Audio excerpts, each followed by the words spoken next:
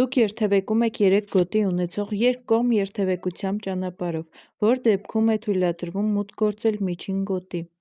Միայն վազանցի դեպքում, միայն շրջանցման դեպքում, միայն ձախ շրջադարձի կամ հետադարձի դեպքում, թվարկված բոլոր դեպքերում։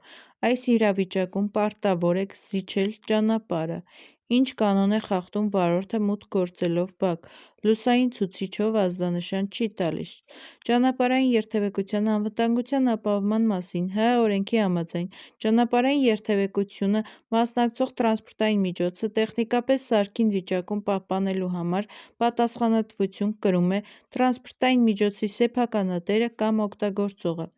քանի երթևեկելի մասերի հատում կա խաչմերուկում։ 2. Տրանսպորտային միջոցի շահագործումն արգելվում է, եթե չեն աշխատում կառուցվածքով նախատեսված ապակեղողիչները, շարժիչի արտաքին աղմուկի թույլատրելի մակարդակը գերազանցում է ստանդարտով սահմանված նորմերը։ Երկու դեպքում էլ տրանսպորտային միջոցի շահագործումն արգելվում է, եթե կայանման արգելակային համակարգը ստանդարտով սահմանված թեկության վրա չի ապահովում անշարժ վիճակ, խախտված է փոխանցման տուփի կիպարների հերմետիկությունը։ Երկու դեպքում էլ նշաններից որն է արգելում կայանումն ամսվա զույգ օրերին։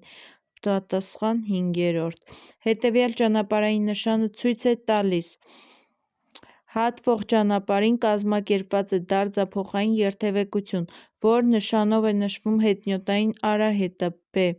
Նշաններից որ ուղղությունն է թույլատրված Ա կամ Գ.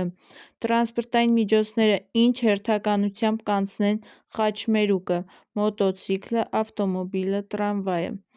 Ում է պարտավոր զիջել ճանապարհը տվյալ իրավիճակում։ Ոչ մեկին։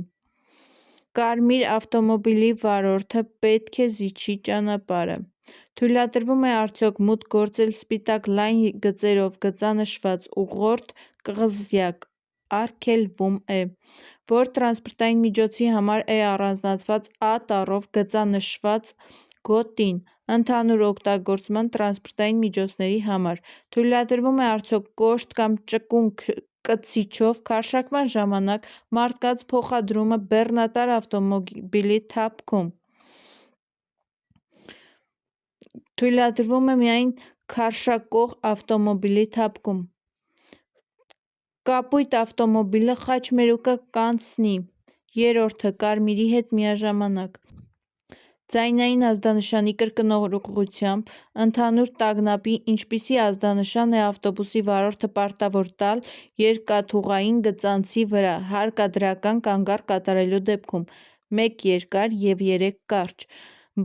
Քթի ծայրունահոսության դեպքում տուժածին օգնություն ցուցաբերելիս պետք է